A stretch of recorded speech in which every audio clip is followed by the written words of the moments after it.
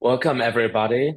My name is Alexander Bernhardt. I'm cardiothoracic surgeon from Hamburg in Germany, and I'm currently the professional community chair for cardiothoracic surgery.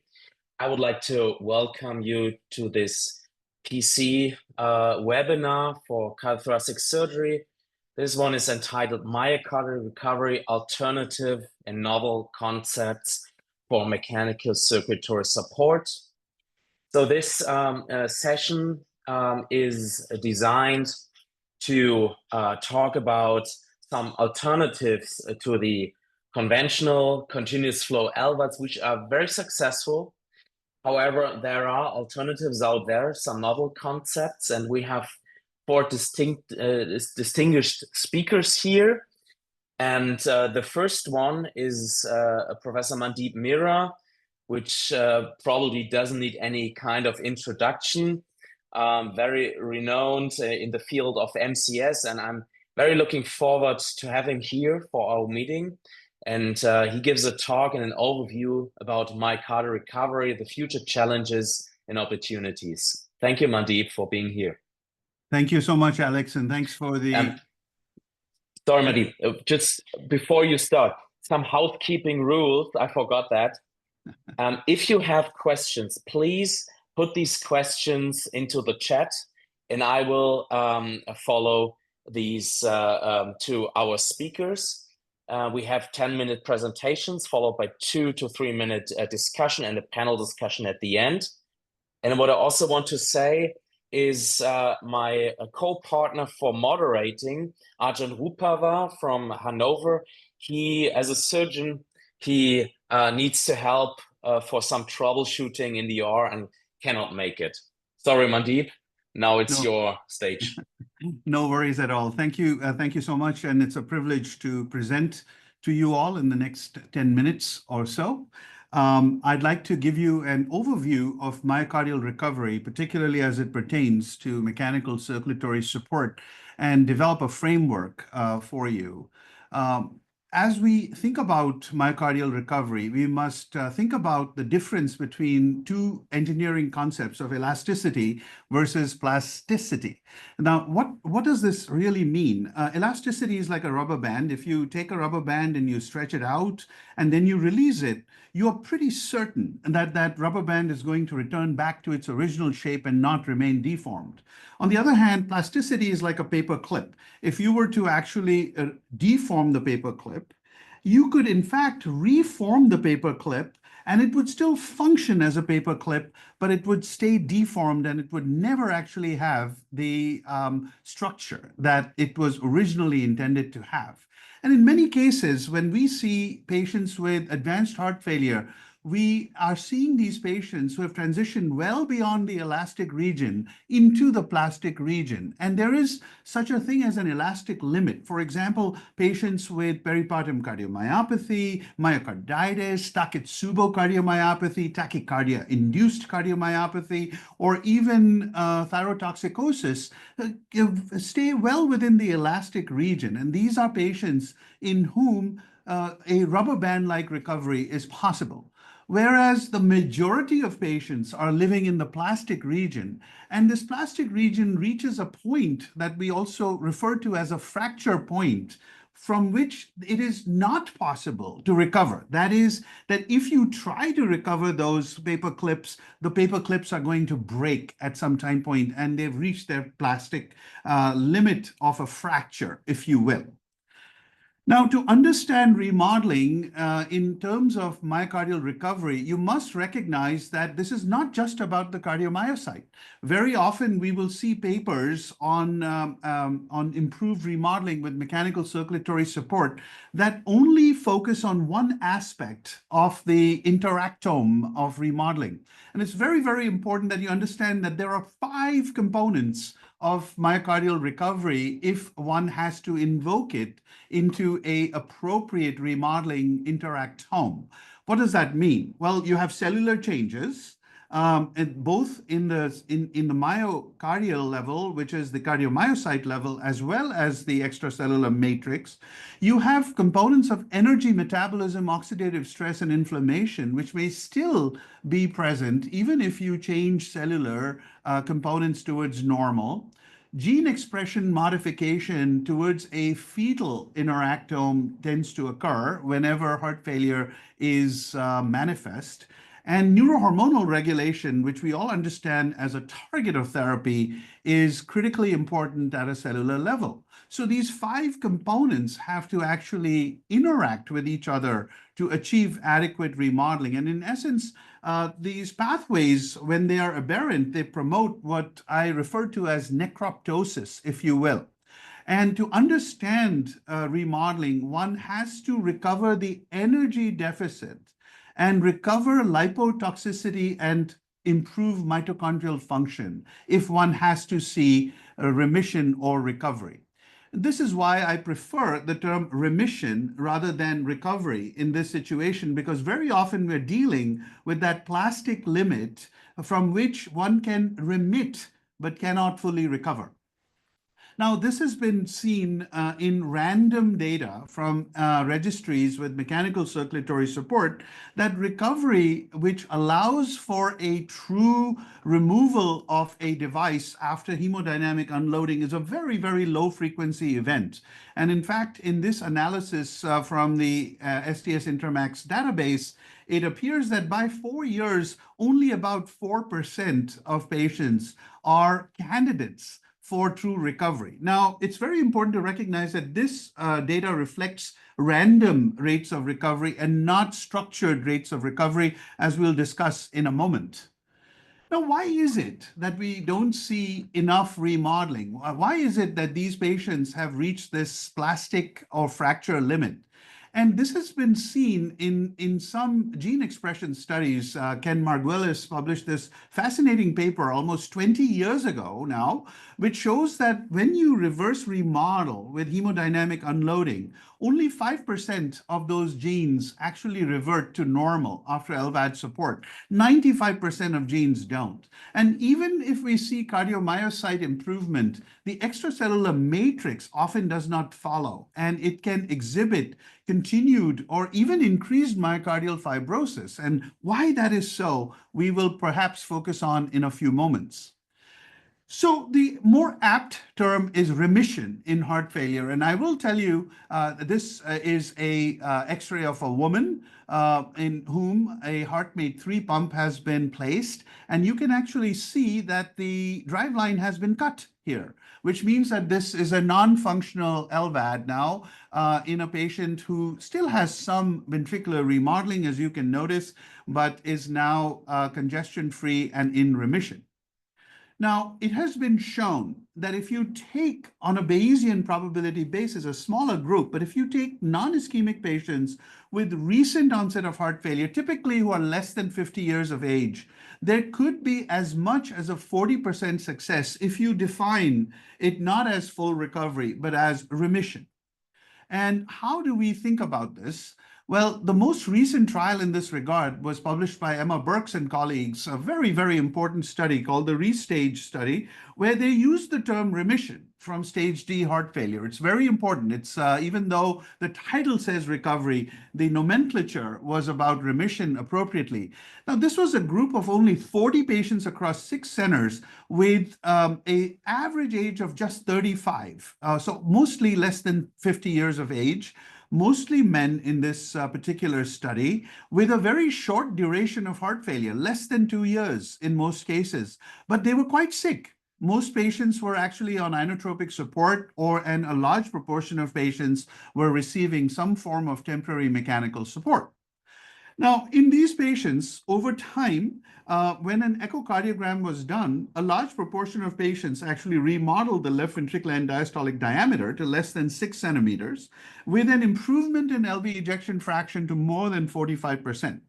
In those patients, they went ahead with phase 2 and performed a cardiopulmonary stress test. And if that stress test showed a low VCO2 slope and an increase in peak VO2 uptake of more than 18, then the patients transitioned to hemodynamic assessment. And if on hemodynamic assessment with reduction in the LVAD flows, if the hemodynamics were well maintained, then patients were actually moved to a phase 4 test, which was either a decommissioning or removal of the LVAD or an outflow occlusion test that can be done to ensure that there is no contribution of the LVAD itself, and yet the cardiac index and hemodynamics, at least at rest, remain stable. Now, with this, the observation was that approximately 40% of people were able to be explanted with the LVAD. Now, there are some important points to note here. The first is that it takes time. You will notice that in a large number of patients, the patients who were recovering into a remission framework, that it took sometimes as much as 6 to 12 months, and in some cases 18 months, to actually show full remission. And so one has to be patient in dealing with recovery and remission in a very structured way. A multi-center VAD Wien registry has been created, and in fact, Snehal Patel, who leads this with Dr.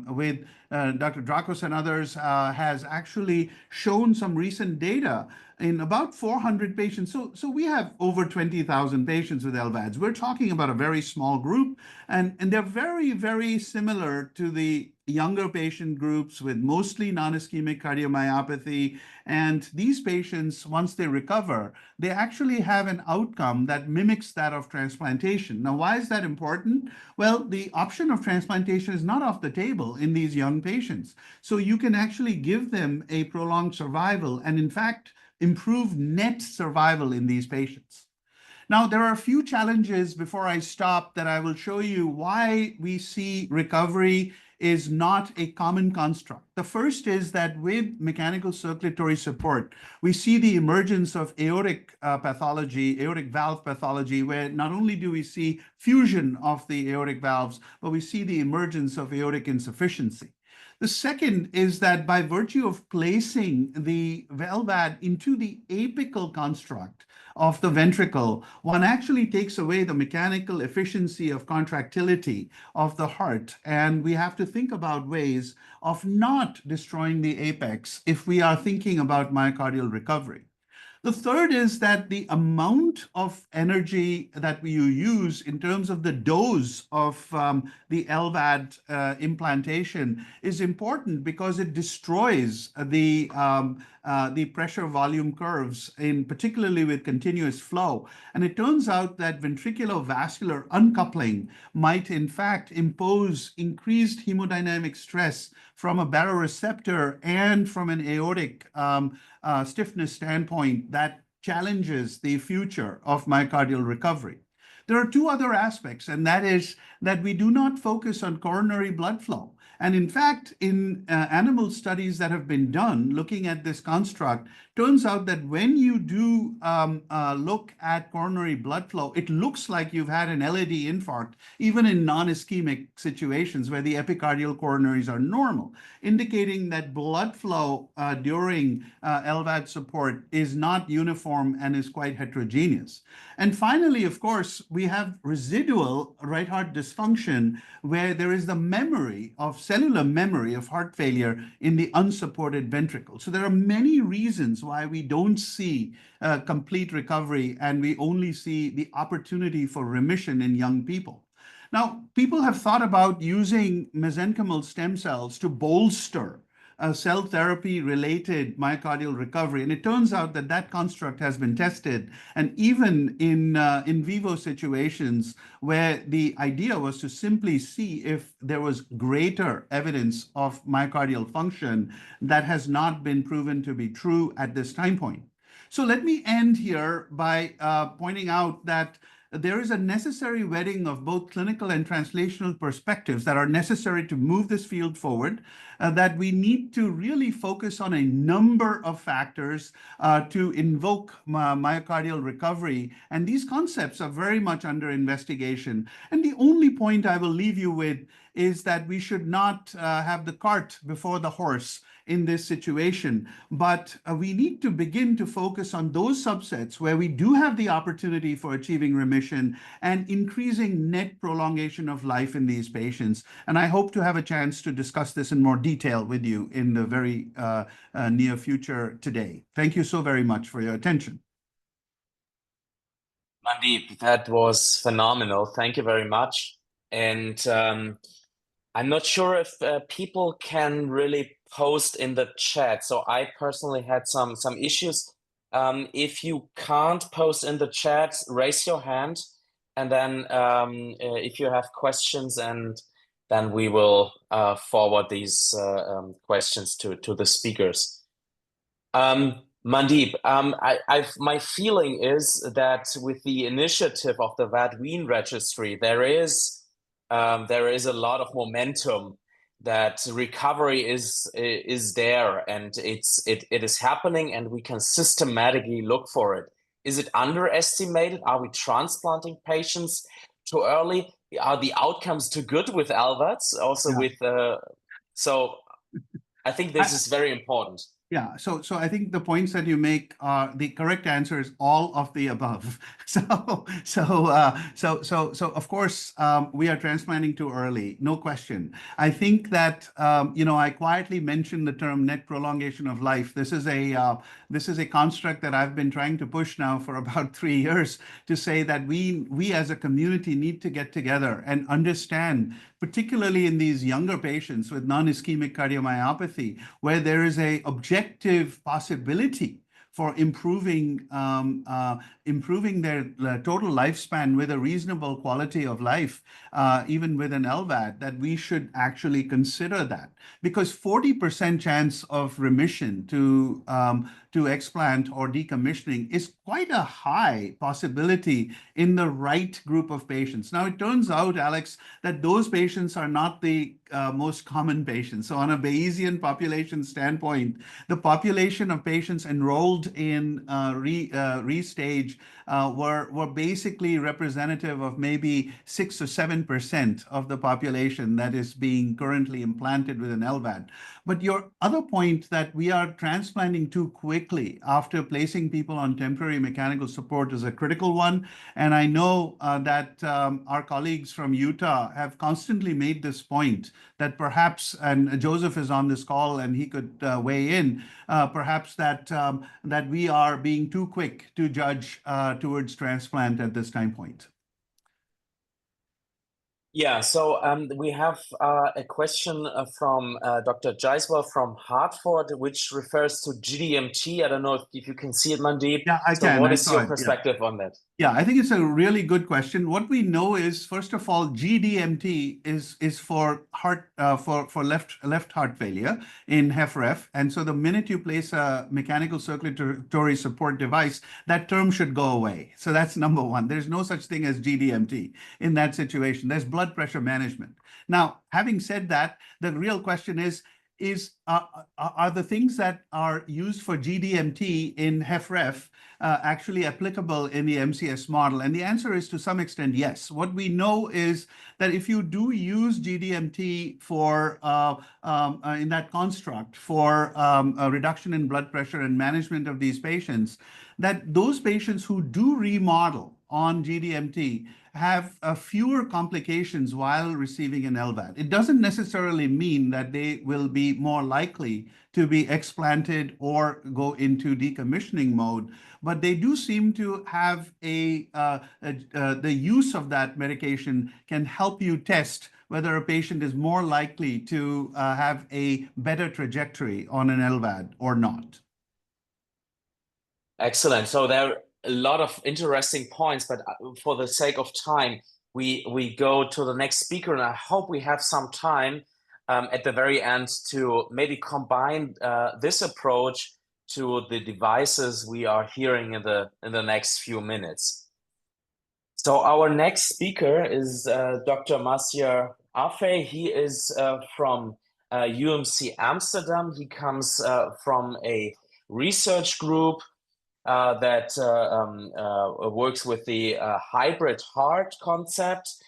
And the title is The Hybrid Heart Concept, the Best of Two Worlds. We're very looking forward to this novel and promising approach. Yeah, thank you, Alex, for the great introduction. Can you hear me? Yes, we can. Yeah, great, thanks.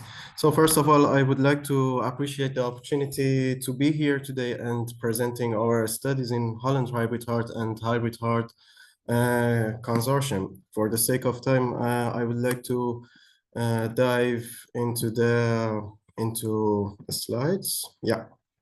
So today, worldwide, there are 64 million patients suffering from heart failure, among which about 1 to 200,000 will be led to end-stage heart failure, for which the golden standard treatment right now is heart transplantation. However, there are a big shortage of donor hearts, as only 9 to 10,000 heart transplants are being done yearly in the world. So there are a huge unmet need for the treatment of end-stage heart failure. Therefore, about 60 years ago, scientists started to develop total artificial hearts as first bridge to transplant.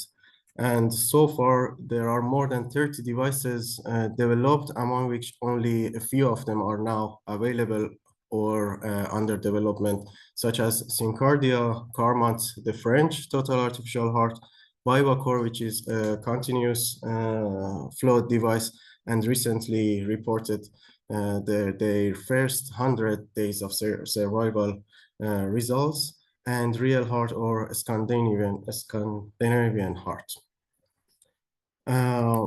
With that in mind, about 7 years ago, Hybrid Heart Consortium was funded by European Commission Horizon 2020 to develop a total artificial heart that is actuated by a soft robotic actuation system. So it will be soft like our native heart, and is covered by a biocompatible inner lining, and is powered by a transcutaneous energy transfer system. All these parts during this consortium were developed individually, but we were not able to integrate all of them into one piece.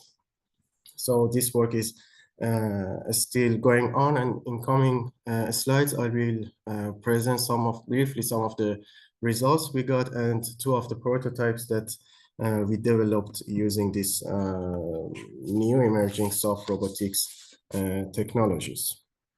So the first prototype is a wire-driven device actuated by a single pneumatic actuator that is placed between two blood chambers, which is inspired from the septum of our native heart. As you could see here, there is a air chamber or pneumatic actuator, so-called septum, between two blood chambers, and there are wires wrapped around the septum and ventricles in the shape of 8. By inflating the septum, the wires are pulled and ventricles are squeezed, and blood is ejected out. This is the concept.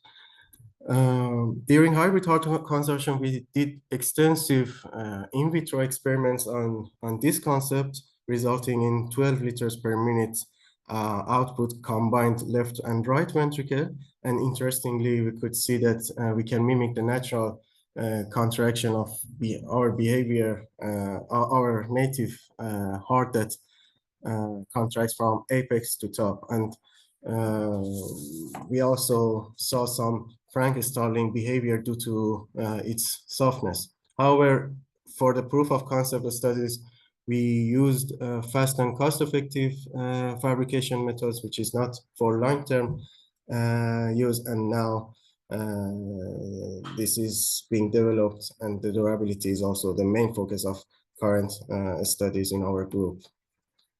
We also did one acute animal experiment where we implanted the prototype in a goat, However, we only got 4.5 liters per minute combined from left and right side due to the poor venous return, and generating only 55 over 40 millimeters mercury of aortic pressure. So it was quite sub-physiological, but we learned a lot from this experiment. And now this project is going on in Erasmus MC team, led by Professor Yolanda Clown.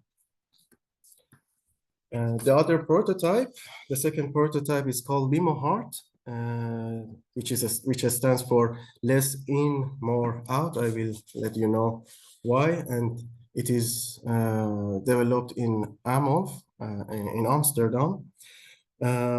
It's been called less in, more out because the idea here is to create an efficient soft robotic fluidic transmission system that can transfer inputs of low volume at higher pressures into higher volume at lower pressures as outputs. In that case, we would need less volume input, and that hopefully leads to minimizing the total size of our system that is essential for a fully implantable device. In the video, you could see that it consists of a blood chamber surrounded by several pneumatic pouches, and then by inflating the pouches, the whole system shrinks down, and we can pump out twice as what we put in the actuators. We also did several extensive in vitro experiments in the Mach loop, which resulted in cardiac outputs of more than 13 liters per minute combined from left and right side. However, again, the durability was and is the main issue in the development, which is now the focus of the studies at Amov. Here you could see some single ventricular devices, prototypes working at different frequencies in a Mach loop. Here what you see is the artificial pneumatic muscles around the ventricle that are actuated using a pneumatic actuation system. This work is also going on at Amov Amsterdam, led by Dr. Bas Overvelde. These were the main two prototypes that now we are working on at Holland Hybrid Heart Consortium. And besides that, our colleagues in Technical University of Eindhoven are developing a biocompatible coating as the inner lining of our ventricles, so that we create a blood-friendly environment inside the ventricles, and it could, hopefully later on, it could act as a platform on which the patient's own cells could grow on, and makes it fully blood-friendly. All the works that I showed you, plus the control system, is now going on within Holland Hybrid Heart Consortium, consists of several universities, companies, and institutes inside the Netherlands, funded by MVO, the National Dutch funding organization. To conclude, I must say that we are far away from bringing something into the clinics as a total artificial heart for either bridge transplant or destination therapy, due to the challenges that we have, such as durability, biocompatibility, left and right, balanced output, and energy efficiency. However, we believe that if we want to have something that replaces our native heart, we have to try to mimic our own nature. So we must learn from our native heart and try to mimic it as much as possible, because it has been evolving for millions of years, and it's doing its job in the best manner. So with that, I would like to thank everyone who made this journey possible so far, and thank you for your time. Thank you, Mattia. That was very interesting, and it's also good to see that there is some development, also really from the scratch, from the basis going on there, so that we get some alternatives to the existing devices and approaches we have out there. At the moment, I can't see any questions in the chat, so maybe I start with one or two short questions.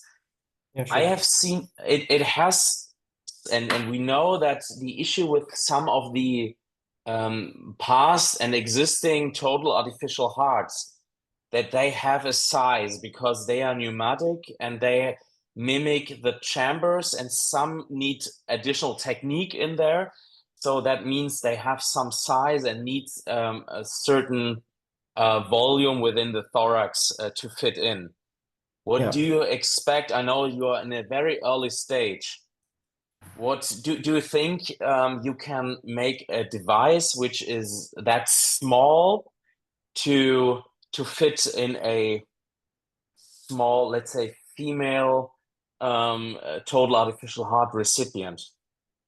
Yeah, indeed, that's the problem. For instance, with Carmot, it's quite bulky because it has many sensors and electronics inside, and also they have implemented the pump inside. And also with Syncardia, you need to carry on a big bag with yourself with pumps and etc. I cannot assure you that it's going to happen in our project, but for instance, with the techniques that we are developing with soft robotics, we hope that we could minimize the size of the system, but we are not sure how much yet.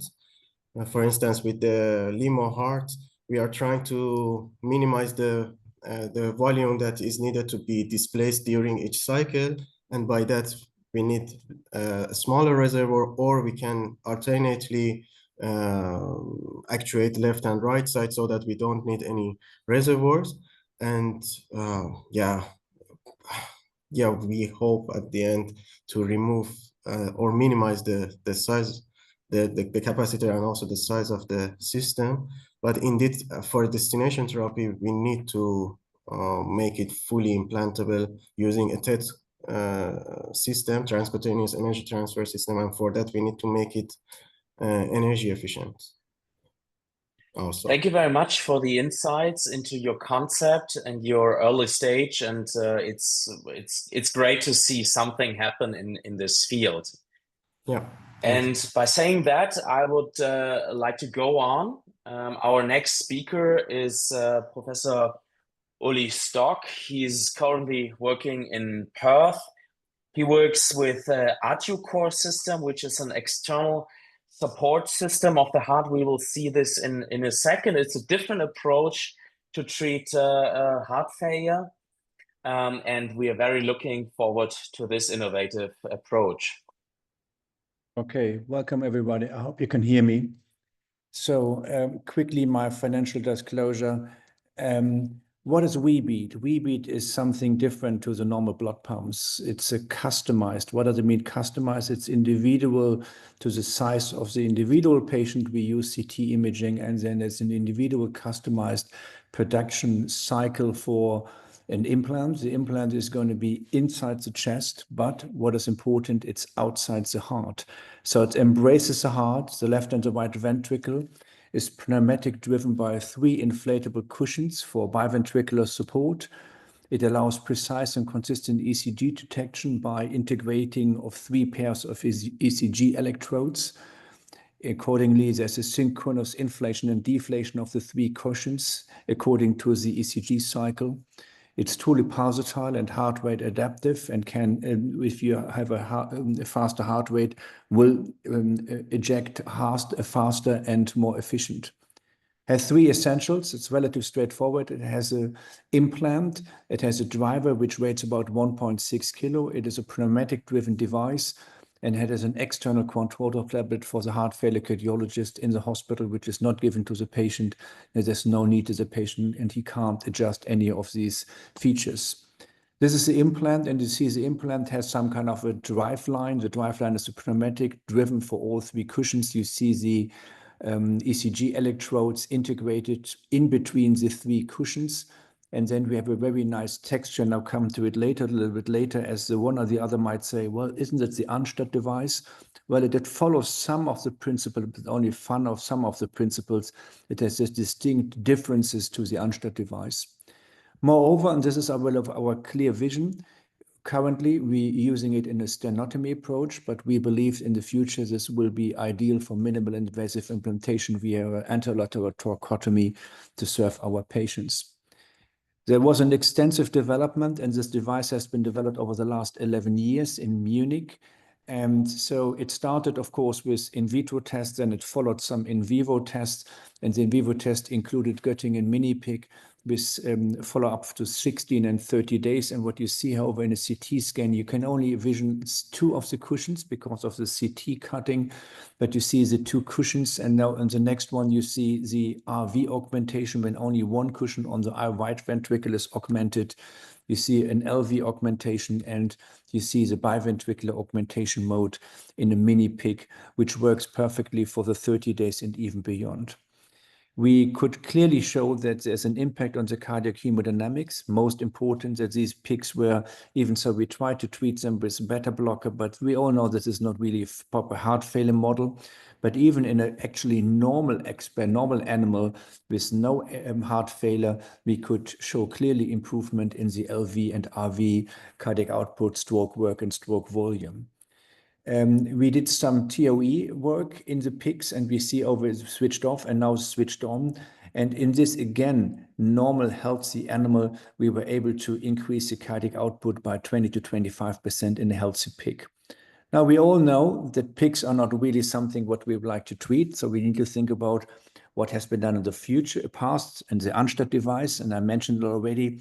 They didn't work over the long term. And one important feature of the ISHLT device, it was a cup device embracing the heart in a similar way as the VBEAT device. However, the integration of the device into the surface was completely different. And what you see here after 60 days, it is an absolute smooth integration, no scar formation. And one of the first prototype of VBEAT was a smooth surface. And similar to our sintered surface characteristics in an LVAD with a blood flow pump, in order to avoid platelet adherence and thrombus formation, we have seen something similar. If you have a flat surface on the surface, you create a very harsh scar formation. And this scar formation, like in the first breast implants, created a capsule. And the capsule around the heart basically over time avoided some kind of efficiency of the device. With a more rough surface, allowing a smooth integration into the surface of the heart, we were able to maintain a stable position, soft integration, and no diastolic restriction over time. As a consequence, after these successful in vitro experiments, acute and chronic, we designed the first in human acute feasibility study. It's a mission VBEAT, currently 9 patients included. It's an ongoing recruitment. And the objective was to have a short-term feasibility study with 30 to 60 minutes implantation in patients who are designed to get an LVAD implant. So after median sternotomy, patients get the pre-custom manufactured device implanted in the chest, and then we start augmentation. But even so, the primary focus was not the augmentation with hemodynamic, it was suitability of the implant, finding the right size of the implant, and understanding if there's any interaction of the device with the surface and the heart during implantation. There were 3 study centers, or are 3 study centers: Hannover, the medical school, Newcastle, Freeman Hospital, and Copenhagen are including now patients which are planned to do up to 15 patients.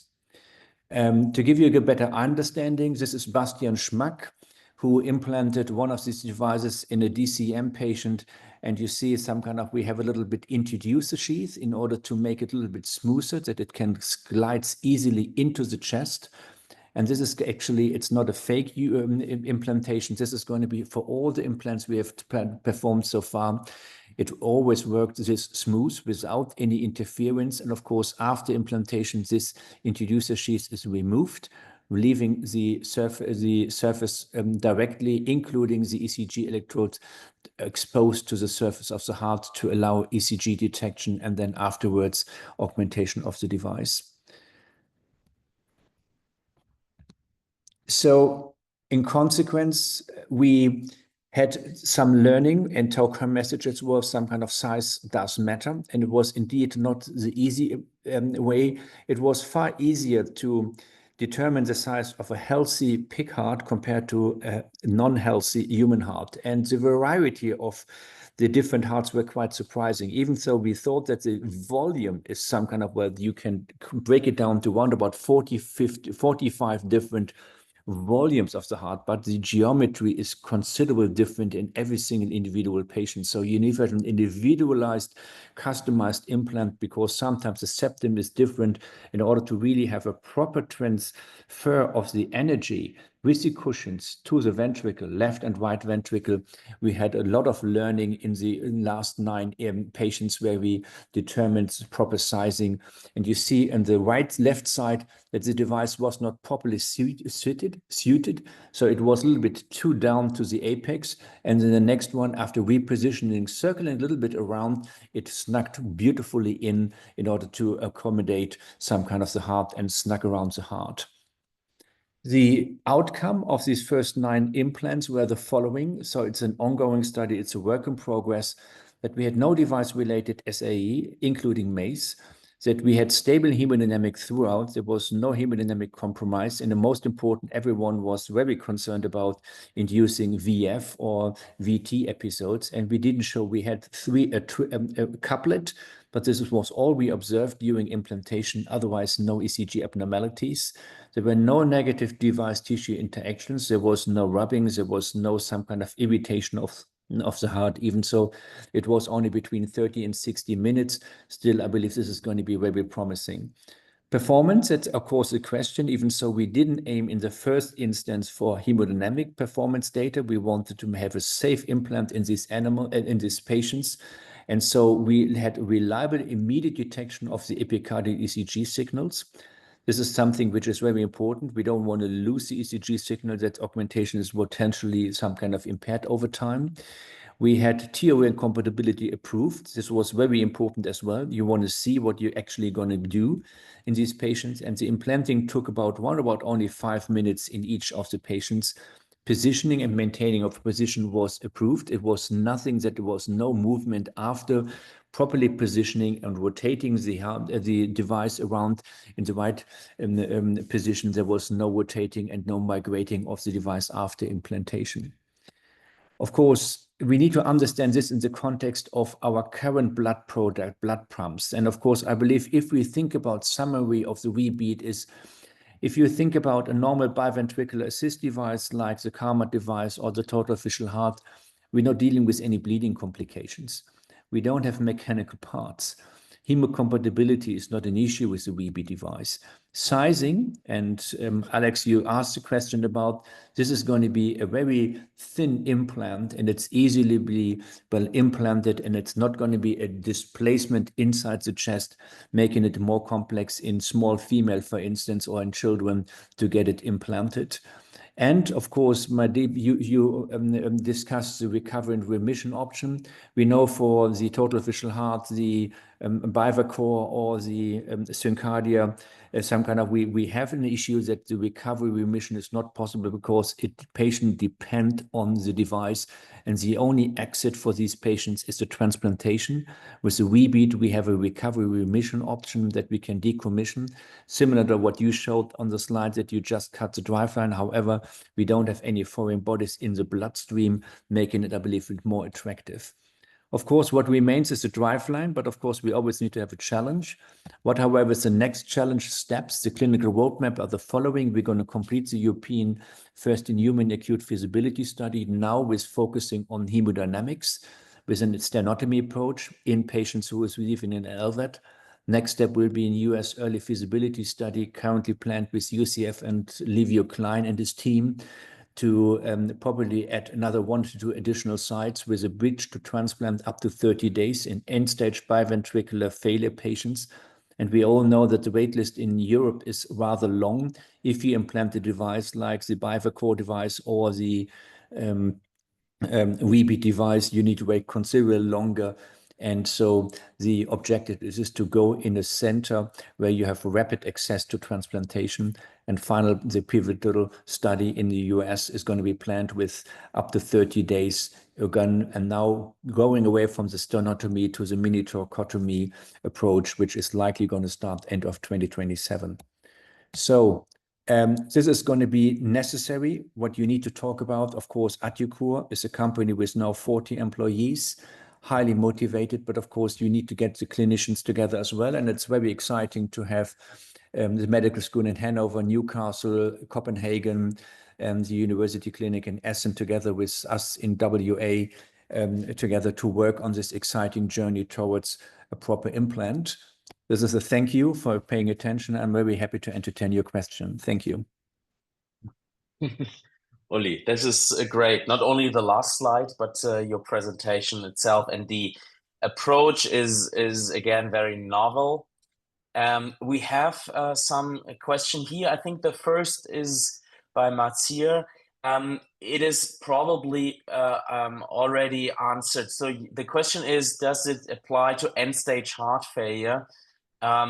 And looking into your inclusion criteria for this for the pivotal trials, it seems if you go for BTT patients or before LVAD implantation, immediately before that, it is indicated for end-stage heart failure. It is end-stage heart failure, and of course, and I really like Mandeep's some kind of your presentation that we need to be mindful.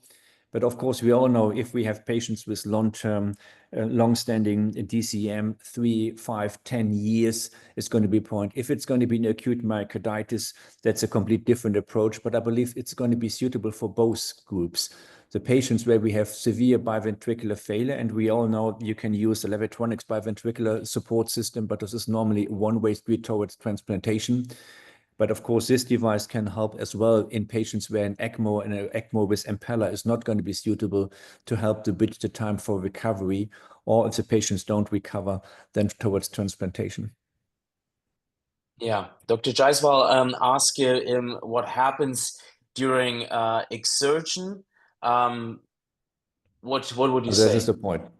Well, this is going to be the big. This is a big question on exertion. What is going to happen? Some kind of well, volume displacement is one thing, but of course, if you think about just heart rate adaptation, if you're going to go up with your heart rate, and we all know that the normal heart failure patients are a little bit on the higher side of the heart rate, but even if you increase from 90 to 110, the system can go up to 140 beats.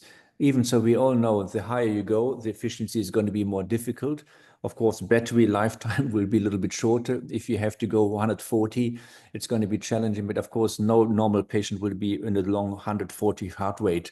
He's not going to be comfortable, so he's probably going to go. But I personally believe with this device, we have an ability to even give the patient some kind of more exercise capacity if he's going to exercise. The question might be as well with pacemaker. We are quite confident that pacemaker should not impact some kind of the device, even so this needs to be seen.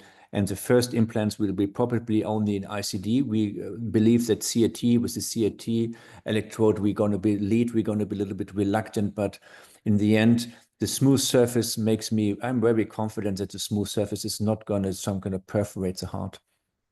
Yeah. So if I may also ask another question. So you said you don't see any diastolic restrictions, but what is with patients with any kind of diastolic heart failure? We're talking about systolic HFrEF patients, but what about patients with preserved ejection fraction with some kind of diastolic dysfunction? Could this potentially help to improve diastole and help in a HFrEF population? Well, that's a very good question, and I believe I can't answer this question yet. Sadly, we don't have animal models where we can actually really simulate this one. This is really some kind of, this is a disadvantage. So I personally believe what we need to see and wait for the outcome. And of course, that's why we want to go first short term And it's very similar to Bivacor. Bivacor started the first implants in Texas, and then they went in Sydney, and we were very proud in Australia about the 100 days outcome. So you start slow, and then you're going to expand, and then you learn with more patients, you will learn about more, and then you will have more answers of probably in the next 2 to 3 years. I can answer the question, but right now it's speculation. Great. But again, it's very interesting. Due to the sake of time, we have to go on to the last talk. Thank you very much, Uli. And the next speaker is Professor Stefan Ensminger. He's also very renowned. Everyone knows him probably. He's from Lübeck. He will present, he's the PI of the so-called VADs study, and this looks into using stem cell-derived cardiocontractile tissues, and we are very looking forward to your talk, learning about this approach here. Thank you, Stefan, for making it.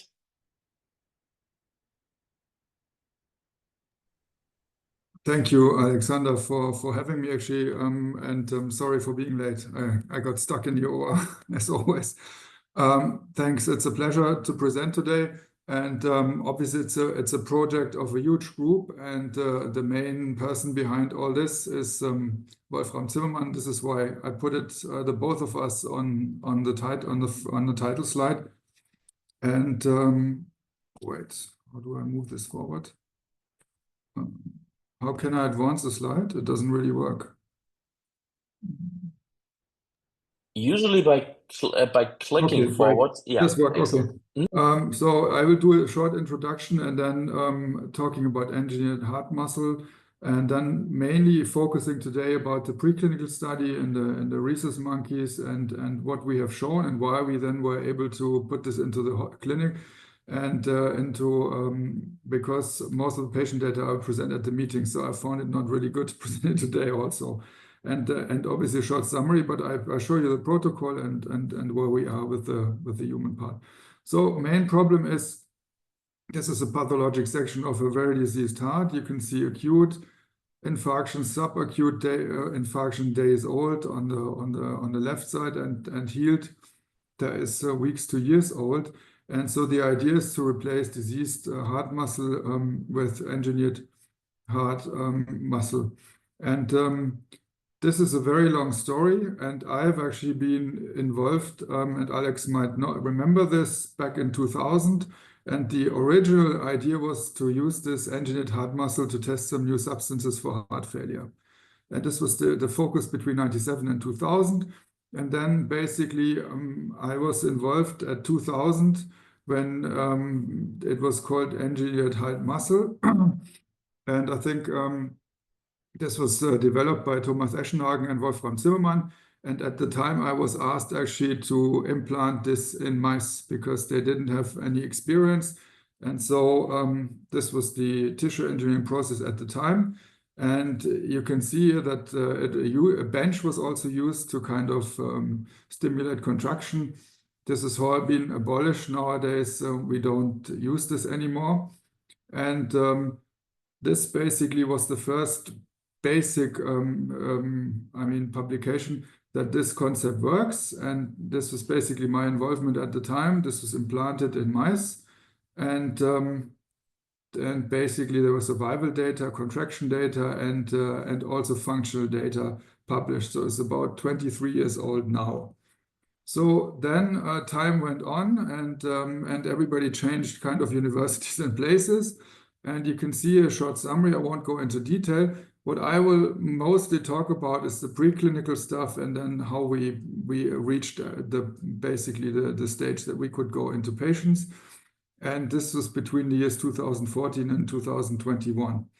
And this is basically here, recently published. And I will give you a summary of this engineered heart muscle allografts for heart repair in primates and humans. So how is this produced? It's induced pluripotent stem cell. And you put cardiomyocytes, fibroblasts, and collagen. And then you put it in tissue culture. And you can see this is one single patch, is 4 centimeters long. And the width is basically the thickness is about 5 millimeters. So what was the requirement from the German authorities to go into humans? So we had at the time, and this was around the year 2014-15, several discussions with the Paul-Ehrlich Institute. This is probably in the US, it would be FDA.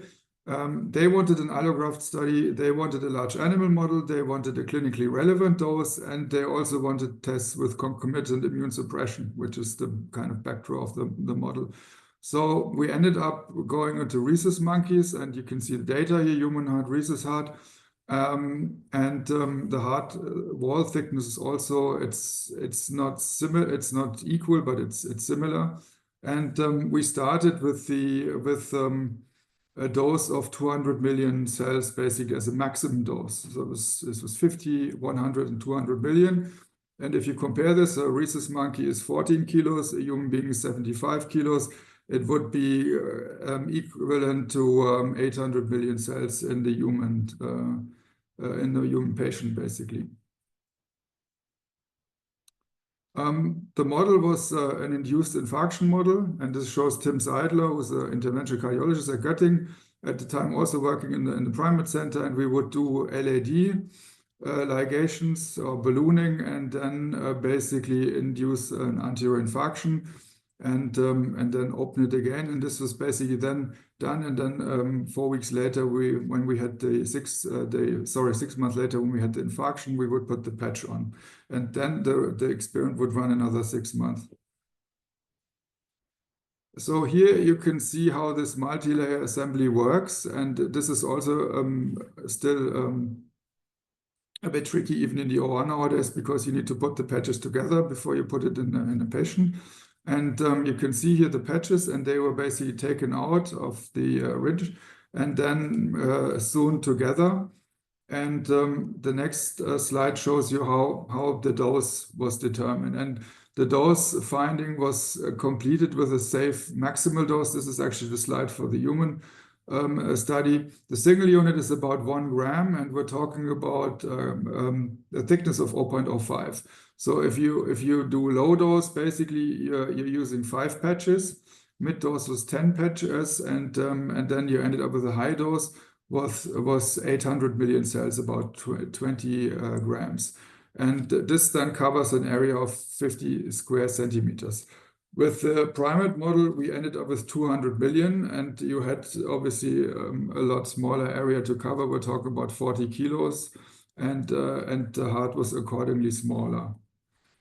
This was the first experiment back in 2017, and you can see the team here with Wolfram Zimmermann in the back, and I was operating the 15 primary experiments, and it was basically an off-pump procedure. We would do an anterolateral mini thoracotomy, and you can see here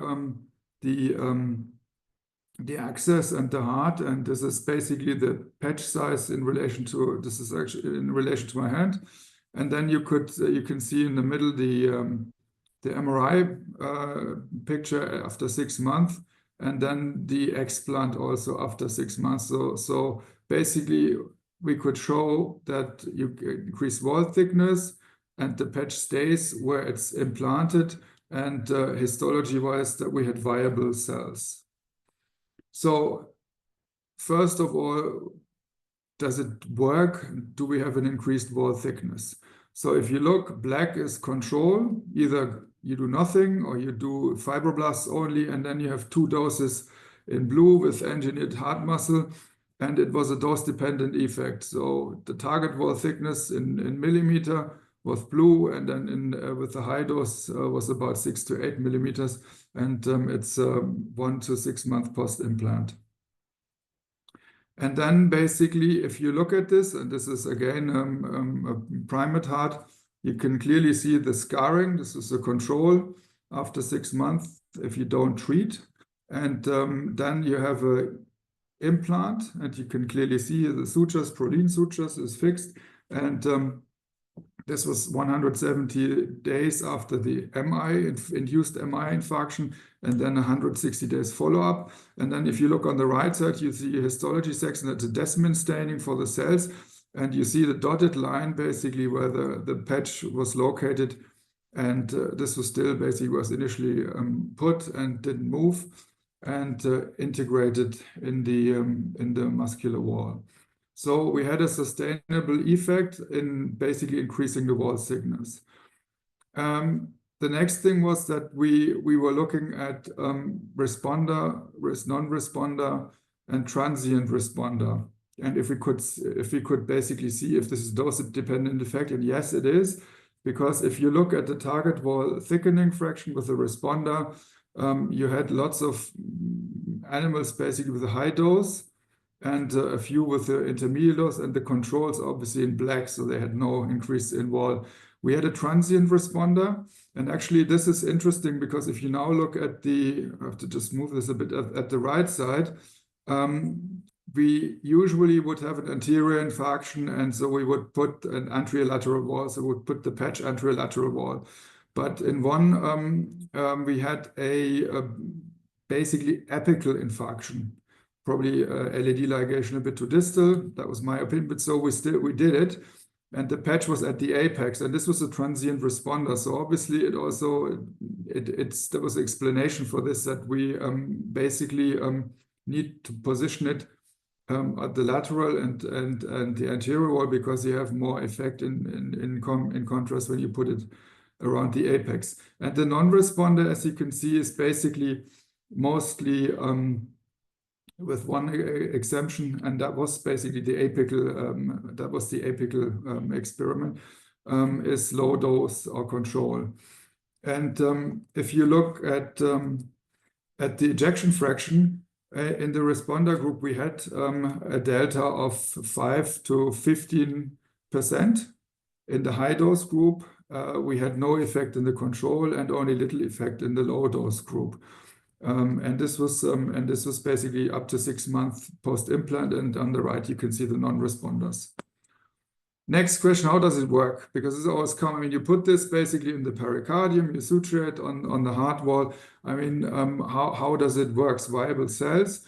So the question was, do we get vascularization? Do we get angiogenesis? And this shows basically here data after 4 weeks and 24 weeks post-implant. And you can see here on the left side, Van Willebrand staining, which stains vessels, small vessels. And you can see the remote is basically tissue, heart tissue, native heart tissue. And the engineered heart muscle is basically here, as you can see on the MRI scans. And if you look at the signal intensity, engineered heart tissue would be red, and the remote, the native heart tissue, would be blue. So if you look at this after 4 weeks, we have about 30% of the vascularization of a normal heart in the patch. So that means after wound healing, or as a result of wound healing of the patch, you also get angiogenesis in 24 weeks post-implant. That was a sustained effect. So next question is always, yeah, so how do you think this initially, until this wound healing starts, takes a couple of days? And so our idea was always that basically you have pericardial fluid. That's why we always close the pericardium. Sometimes in the patient study, quite difficult because they have like giant hearts. And then pericardial fluid is glucose rich and all kinds of other substrates. So this would probably be one explanation why the cells survive this initial phase until they're obviously connected. Next point was, does it work in human? And this is basically, how do you say, a happy incident for everybody. Patient first, obviously team, and science and pathologists. Because we have one patient, and this is a patient with the intermediate dose, I think patient number 3 in Göttingen, who was also put on the high urgency waiting list and got a heart transplant after 3 months. So this is a human heart here, and you can see the patch basically is on the position. So this was also proved then in a patient that the patch is basically there where it was implanted, doesn't move. Then on the second, you see Desmond staining. So you have viable cells, and you have a muscular viable cells also, and cardiomyocytes. And you can also say in the Desmond stain, it is basically where this patch was implanted in this patient. So So the same principle as shown in the primates has also been shown in the human as a result, basically because this patient was transplanted on the high urgency waiting list after 3 months. When we also looked at this, is again data from this patient at the vascularization, it looked similar. So this time it's not von Willebrand, it's a CD31 stain, that's endothelial cells, PCAM. And you can see in brown that it's basically present, and in the double immunofluorescence, it's also connected with ACT2 DNA. And you see that the capillary density in this implanted patch in the human was about 20%. It's a bit lower, but it was about 20% of what we had in the host. And the cardiomyocyte length, the fractioning was a bit lower, but present, and obviously the breadth and the area was also present, but significantly lower as the native cardiomyocyte tissue. Oops, sorry. So coming to the end, and basically this were the basic data that we submitted to be able to perform this study in patients. And so the main inclusion criteria are HFrEF patients, ejection fraction lower than 35%, NYHA class 3 or 4, despite optimal medical or GMT. Then a hypokinetic target wall. In fact, we did one patient with DCM and it also worked, but actually the main collective is hypokinetic ischemic. And then as a requirement for study inclusion is ICD or CRTD with an event recorder.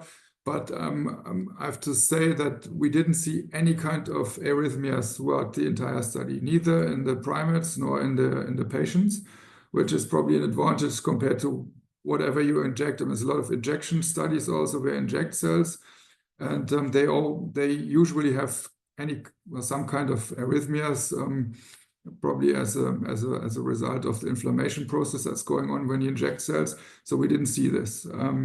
And then 18 to 80 years old. So part A, dose finding, I said that is basically completed.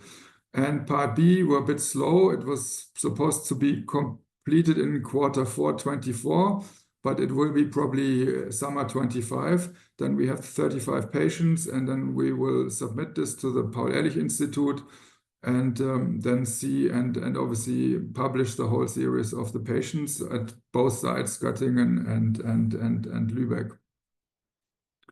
So I think at this stage, what we can say is that we had basically confirmed that we can see or have enough evidence for heart remuscularization in a preclinical non-human primate model. It was a dose-dependent increase in the target heart wall thickness. We had an effect on local and global ejection fraction. The positioning appears to matter, but again, this is basically one experiment. We positioned it at the apex, and we haven't done this in humans. And vascularization, there's evidence on histology and gadolinium perfusion MRI. The cardiomyocyte growth and maturation after implementation, you can see in histology. And for the clinical study, it's feasible. It's a standard procedure that Alexander can perform. It's like a mid-cap procedure, basically, a beating heart. And the patients need to be immunosuppressed. It's tacrolimus and methylprednisolone. And safety concerns were all addressed. We didn't see arrhythmias. We had no tumor growth, even in the high dose patient group, and no comprise of any kind of heart function.